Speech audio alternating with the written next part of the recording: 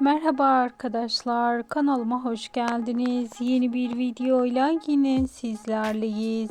Sizler için sevilen oyuncumuz Mert Ramazan Demir'in yeni filmi Bize Bir Şey Olmaz'dan ilk bölüm fotoğraflarını takdim ediyorum.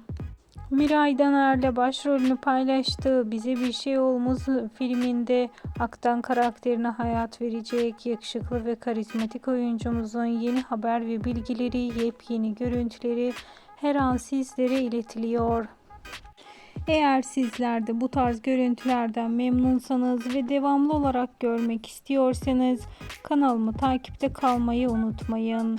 Şimdilik ise benden bu kadar arkadaşlar. Hoşça kalın.